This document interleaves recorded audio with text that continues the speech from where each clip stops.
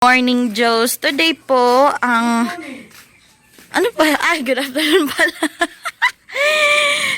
So, huling tanaw sa ating lumang kulungan ng chicken. So, ito yung naging first kulungan namin, which is sobrang ilang buwan na siya. Mga siguro nag-start kasi kami mag-chicken or mag-broiler ay mga September. So, ginawa siya mga month of September. So, ayan. Ngayon, babaguhin na nila ulit to. I-repair nila ulit kasi meron na tayong another batch, Joes. Which is yung 6 batch natin. So, kailangan na silang, pag after brooding days, dito sila ililipat. So, ayan. So, yan ang last na tanaw niya. Last na itsura niya. So, babaguhin na yan ulit. So, thank you so much, Diyos. Dito lang kayo. Dyan lang kayo. Dumating na yung 6 batch chicken natin. Ay, sa kay kuya na nagdi-deliver. Iba na naman yung nag-deliver, no? Iba yung dati. Nag-deliver ka ba dito dati, kuya? Iba yun, no? Dati ko yun. Yung pang-ano yata ako ng pangatong order niya. Yun. So, ayan na. Magkano nga, kuya? 16 na ba ito do? Ngayon do, di ba? 16 na din nga karon, di ba? Magay ka, kuya. Opo. Hi vlog, welcome to my guys. So, ayan, nakabalot pa sila kasi sobrang tag-ulan pala. So, galing yan. Anong address yun, kuya, ni ate? Yung supplier? Sityo? Painaan. Antipolo. Around Antipolo lang po, Joes. 3,750 lang po. 3,750. Yan, wait lang. Ano kasi yun? Pag malaki yan na kasi yun eh. Kuya, around Rizal lang kayo nagde-deliver? Hindi, meron ding Marikina. Marikina. Ang kumbaga, dito lang na hindi kayo maabot ng mga Pangasinan, Batangas, walang ganun, no? Masyadong na-stress yung chicken. Marami kasi nagtatanong sa comment, saan kayo nakakabili ng sisiw? Pwede magpa-deliver dito sa amin. Pag tinatanong ko, Batangas, Pangasinan pala sila. Yung mga yun, hindi pwedeng mag-deliver, Joes, ng chicken ng malayuan. So, sila, yung supplier namin ay buong Rizal lang pwede. Marikina, Cainta, mga ganon. May Cainta din kayo, kuya, no? Cainta, Antipolo, Marikina area lang, Joes. Mga abot pa rin ng Montalban, diba? Rizal ba rin yan eh. Buong Rizal, Joes. So, lagpas Rizal, Joes, hindi na pwede daw. Hindi kaya ng chicken yan. May stress. Hindi pwedeng Batangas, Pangasinan, walang ganun, Joes. So, marami din sa inyo yan. Meron din kayo yan malapit sa inyo mga supplier nyo. So, maghanap lang kayo sa FB page. Kasi dun lang din ako naghanap dati sa mga Facebook page. Kaya nakita ko tong supplier namin. Ayan yung chicken namin. Bounty pa rin siya. Class A pa rin. Masisigla. At malilinis. Yan, 100 pieces. So, meron ata iyang pasobra, mga 5 peraso. So, 6 batch na tayo, Joes. Thank you.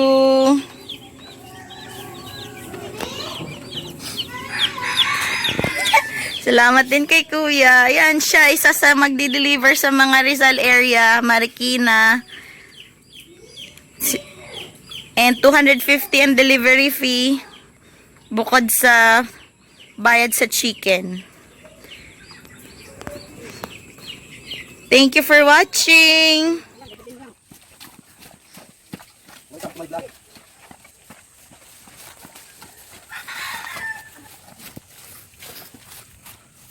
Ang malalim ang tubig.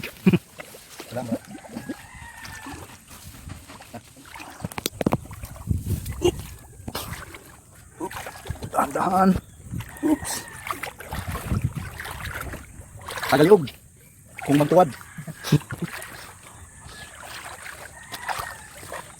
Kangkong, guys. Kangkong. Kuhol. Ganas. Talbos ng kamuti. Daming pulo. Paluto na sila. Ayan ang ulo. Yan guys, ang laki. Lapit na umahon yan pag bumaka isang beses. Malawak ang fish pan. Fish pan in the city. Subdivision. Malutaw kay kuan. Lubog nilawom. Sobrang init. Na ano yung kangkong. Nalanta. Bagong gawa ang pilapil ni kuya. May ganas sa ilabaw. Hindi tayo pupunta sa gubat sa gitna ng syudad.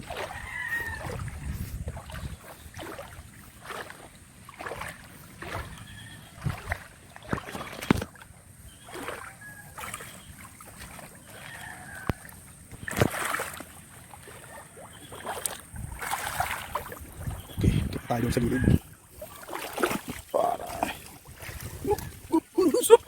So, cut muna guys at maglinis tayo ng paa. Tayo sa ating gubat. So, tayo dito guys.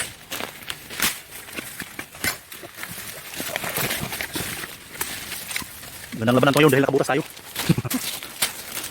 Walang kaba. Ang tatakan.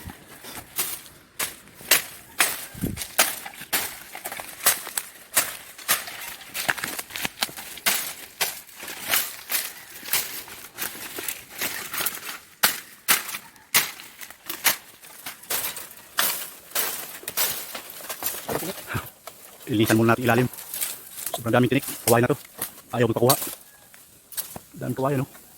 Ang lawak. Taas.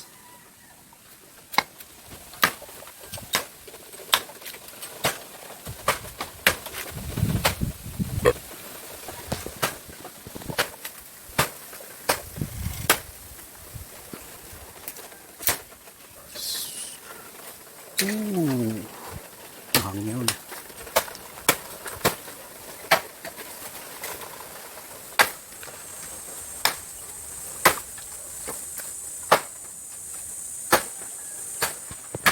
Tatlong kawayan siguro kunin namin yun.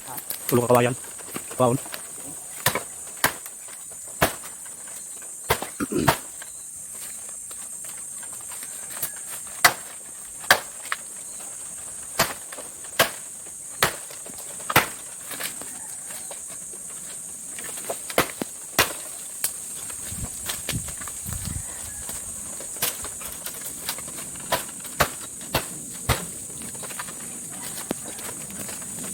Ang isa putlog. Putlang nagapilang siya.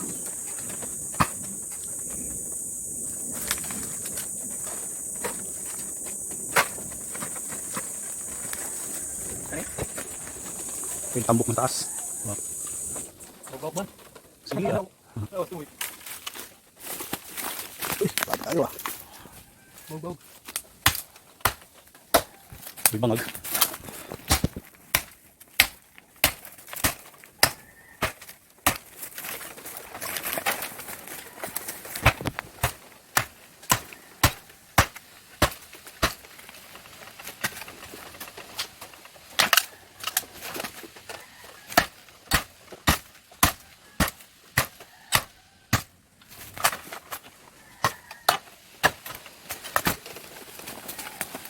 Limpihanan pa. Tayo yung limpihanan rin.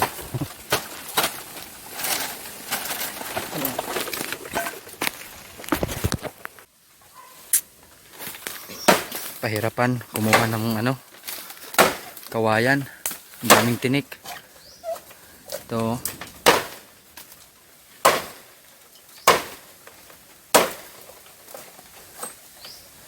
Biruin mo yung tinik ko. Ganito yung tinik. Ang haba oh.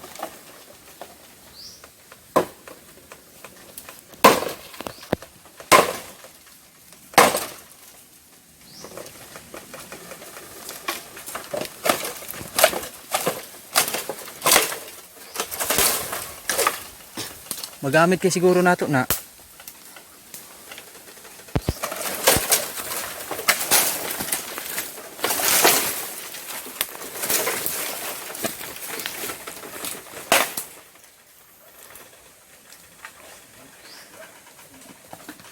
Kaya mo yan do, laban lang para sa manok.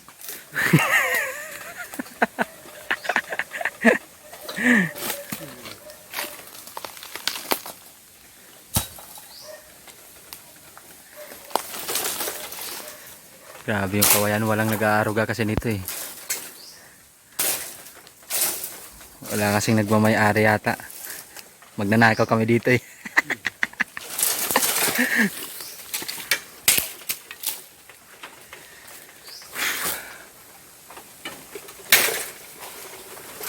So ngayon guys, nandito kami sa kagubatan. Kagubatan ng Antipolo. Ayan o. Bayaw ko. Sipag-sipag. Talaga naman. Sige. Sige lang do. Kaya mo yan. Babawin tayo.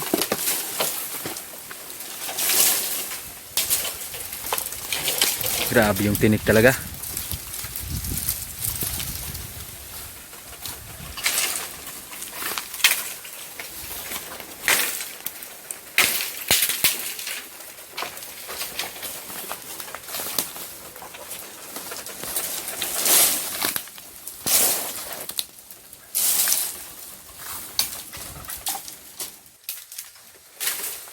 Guys, pahinga muna kami. Ayan. Nakatumba na kami ng 3 kawayan. Bali, huling kawayan na to. Pahinga muna kami. Mahirap palang makagat ng lapinig. Ayop na yan. Ito na maga oh.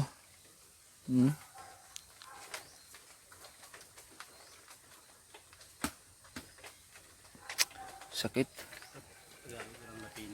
Ito pa oh.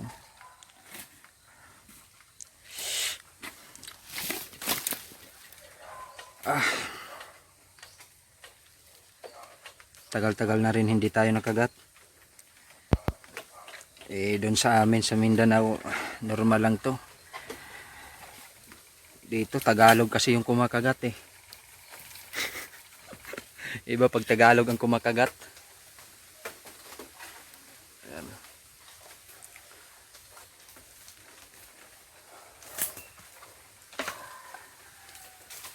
Ayan, habang kami nagpapahinga, hanap kami ng ano ba yung tawag dito sa Tagalog? Labong. Oo, sa kawayan. Pang ulam mamaya ba?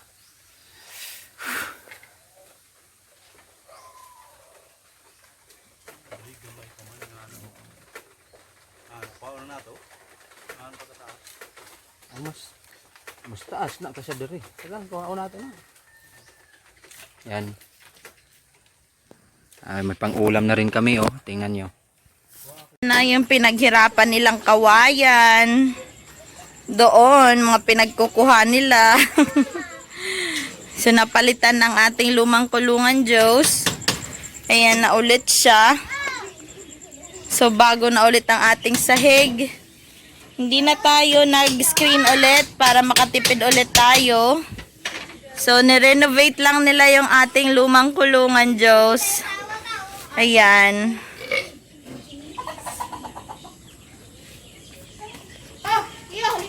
So, bukas, tapos na yan. So, katabi lang niya ng ating 100 chickens na sa bagong kulungan.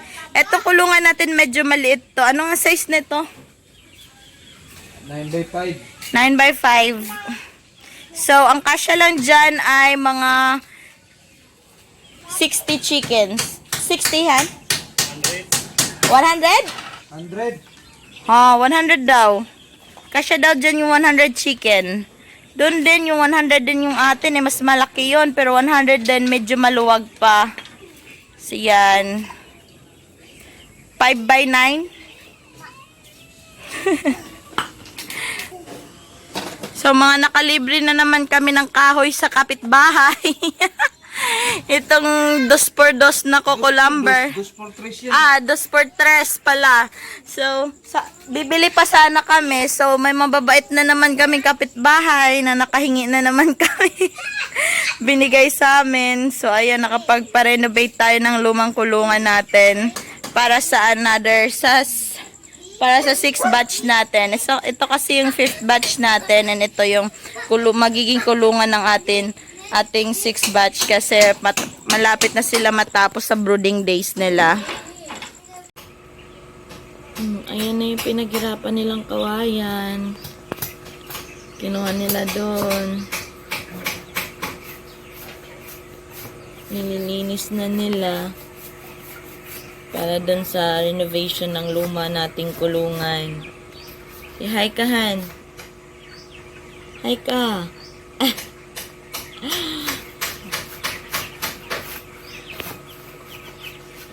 So, nililinis na yung, ano din tawag doon? Nililinis. Nililinis na yung, bawat, kawayan para makinis paglagay doon sa kulungan.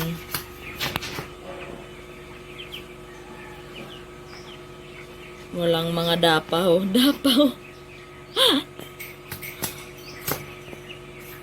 Na, tapos na ang aming kulungan.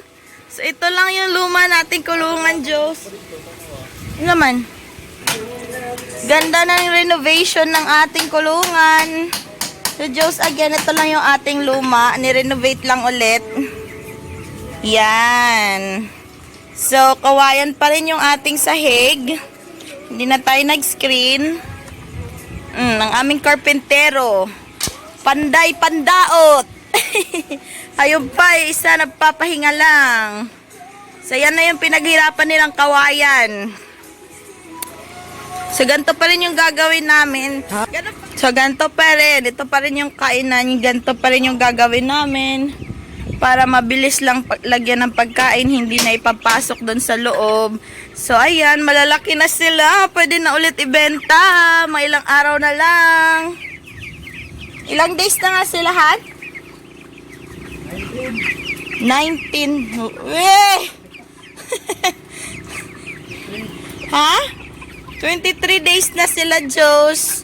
So, although maliliit sila tingnan, kasi yun no, tag-init nga, mabagal yung paglaki pa rin natin ng ating mga chicken. Oh, ala! Oh, nabulabog yung mga manok, tingnan nyo. Yun, may nalaglag na yero. So, yan ang mangyayari, Diyos. Pag maingay yung kapaligiran nyo, mabubulabog yung mga manok, may stress sila. Doon, may mamamatay pag ganun. Kasi, ayan no, tingnan nyo. Sobrang lakas ng hangin. So, ganda na itsura ng mga chicken natin, no? Kahit maliliit sila. Maliliit sila, pero 1 kilo na yan sila mahigit, Diyos. 23 days na sila. Mabibigat sila, pero maliliit lang sila kasi alam ko, mas malaki talaga yung Magnolia eh. Ito kasi Bounty yung klase ng chicken. So, nasa klase din ng chicken yung paglaki, Diyos. Yung kalakihan nila. Pero ito, buhay na buhay at 101 chickens pa rin sila. Very, very, very healthy and strong chickens. Ayan, sana kumita tayo ng malaki dito. Pag kumita kami ng malaki dito, abangan nyo, iba-vlog namin ang kita namin dito. Yan. See, ganda nila tingnan, diba? Hot chicken, say hi. Oh, say hi, chicken, say hi. Lapit na naman kayong ibenta. Ay, tumakbo. Ganda nila, diba?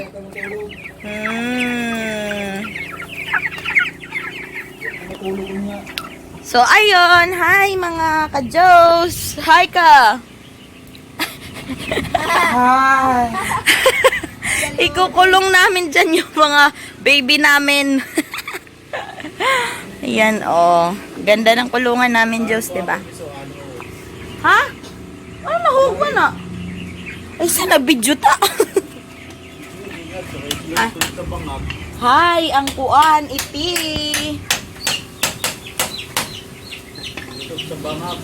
Ano, bangag? Ito, ang badira. Ayan, tingnan niyo yung loob, oh. Again, sa magtatanong ng size neto ay 5 feet by 9 feet. 5 feet by 9 feet, Diyos, ay kasya na ang 100 chickens. Okay? Sa 5 feet by 10 feet. Ang isa naman, 5 feet by 10 feet, kasya pa rin ang 100 chicken mahigit. Sabihin na natin mga 120. Mga ganun. So, yan. Thank you so much. Enjoy watching. And again, don't forget to subscribe. Happy 1 subscribers! Thank you! Another 100 and road to 2K tayo, Joe. Sana supportahan nyo pa kami. Maliit na bagay pero para sa amin malaking bagay, Joe, ang papuntang 2,000 na subscribers. Thank you!